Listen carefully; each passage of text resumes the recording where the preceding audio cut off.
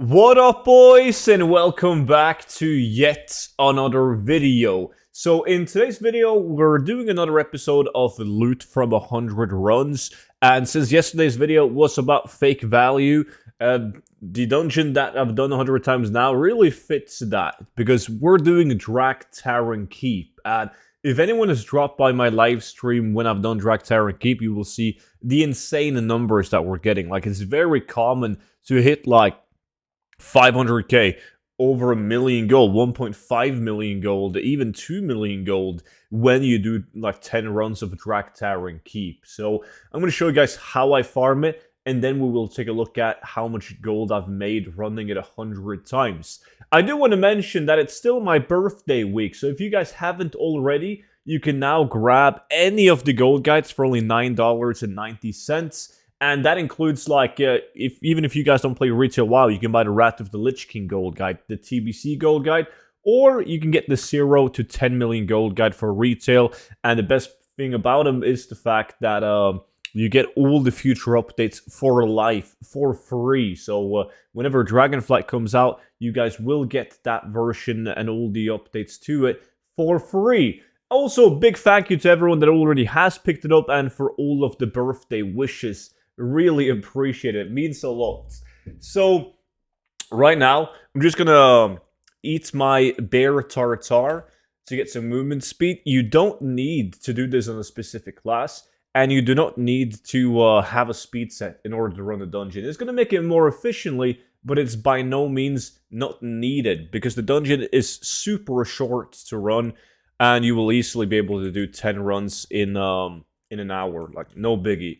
Now, I'm not going to loot when I do this run, because I've already, like, in my bags, I have loot from 100 runs. It doesn't really matter. It is important to kill these two mobs before they run away, just for another two bodies to loot.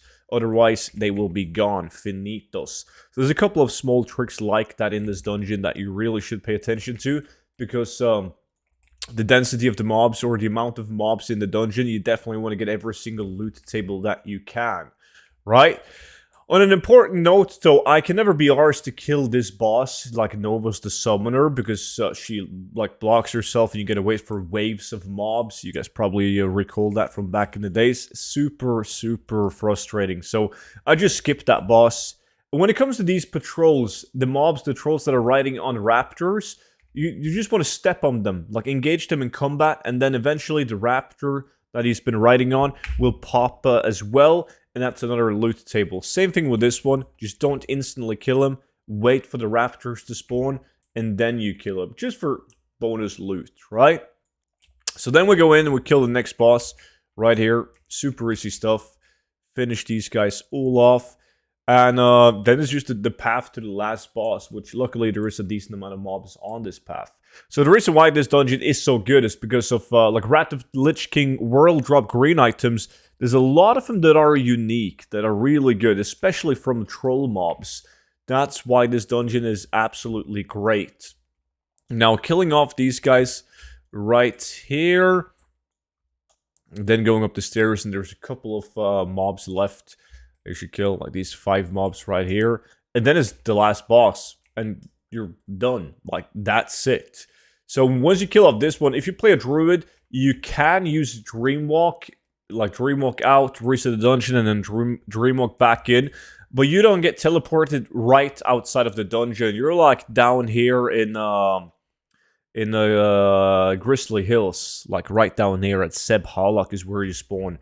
So I usually just jump down here and do the regular way out. But as I said, you can do this on any class, because I just do it this way. Can't be arsed with the extra loading screens. It's kind of RNG. Sometimes it's faster porting in and out with Dreamwalk. Sometimes you're way better off just running out manually if you have a speed set. If you do it on a druid without a speed set, you probably want to Dreamwalk in and out. But that was it. You just leave the dungeon, reset the dungeon, and then you run back in and do it 10 times in an hour. But yeah, the runs are super short to do. It's a kind of fun farm when you don't have to battle the time in order to push 10 runs an hour. So how much gold did I make after an hour, 10 hours, 100 runs of Draktarn Keep? These are the items that I am left with. and there's a big variety. I kept some of the dungeon-specific blues just to show you that they drop, but like, they're relatively bad. They really are. And if you save all of them, you will have like tens, hundreds of these, because they drop like all the time.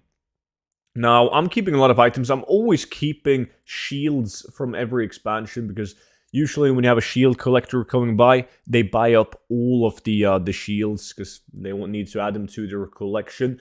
And now I'm going to show you guys some example of items that I keep, because it can be very hard knowing what to keep on a farm like this one.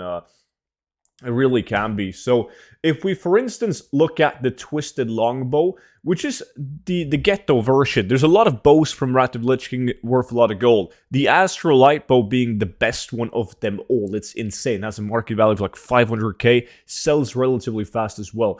But this Twisted Longbow right here, the reason why you would save an item like this, even though the sell rate is relatively bad, is if we look at Wowhead, if you have no clue if you should sell the item or not when it has a super high value, you just look at this related list right here, and you will see if it has this one that says same model as, you can see if it shares the appearance with a lot of other items. In this case, it just shares the appearance of a quest item, the Cold Spike Longbow.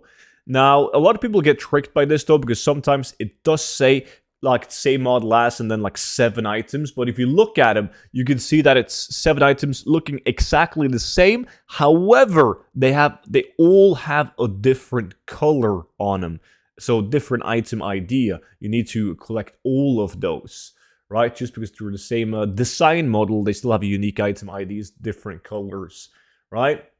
Another one is this one right here, the Boreal Wood Chopper with a market value of 500,000 gold.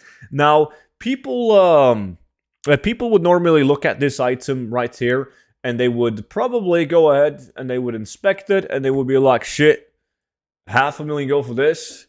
There's no way anyone is going to buy that. It looks like shit. And to be fair, it kind of does look like shit, right? However, if we take a look at it on a Wowhead to see why it would be worth a lot of gold, you can see that it doesn't share appearance with anything else, meaning that it is a unique item, and it can only drop from like Wrath of Lich King mobs. And these are the sort of items that I usually make a shit ton of gold on. Any green items that people would normally just throw to the vendor because they don't even have TSM to tell them that it has a high market value. And then a lot of people would just vendor them thinking that it's fake value. But it's very important when you guys run a dungeon like Draktheimer Keep, if you get items with a high market value, then always check using the add-on ATT or Wowhead to see if it is a unique appearance. Because if it is, it's probably going to be very valuable. Another one that I've sold for hundreds of thousands of gold is this item right here, the Grizzly Glaive. Now, this one doesn't share the same appearance as well. There are similar ones, but not exactly the same one. And now the market value is relatively bad at like only 28k and 5k in my realm. But I've sold this one for over 100,000 gold many times. And then it's kind of the same. Like, you have the Evergreen Branch unique, like the Bloodmar, and also the Tonka sets can be decent. Some blue bows, more unique weapons. And like, all in all, if I use my TSM macro, like, we will see how much gold everything is worth on my realm, right? Now, keep in mind that my realm got lower prices than the reach and market value average. But even on my realm, if I posted everything for the current price and it all were to sell, I would make 2,328,000 gold, right? Or 232,000 gold an hour, but it only takes you half an hour to run the dungeon, so 460,000 gold worth of mods with effective farming. Am I claiming that you will actually make 2.3 million gold? No, not at all. But like, if you make half of that, you're still making a shit ton of gold, right? And you will be surprised when you see those sales rolling in of those unique items that very few people are farming. So this is a hidden gold mine. I made a lot of gold with Wrath of Lich King unique mocks in the past, but it's getting more and more attention because I'm live streaming it constantly, doing these sorts of videos and so on. But there's still a lot of good items out there and a lot of potential sales. That, however, was the end of today's video. So subscribe to the YouTube channel if you haven't already, and you will be notified whenever I upload stuff like this. And yeah, thank you guys so much for all the birthday wishes, and make sure to grab one of the or all of the gold guides for only $9.90 using the link down below in the description. But that's it for today though. Thanks for watching. Bye bye.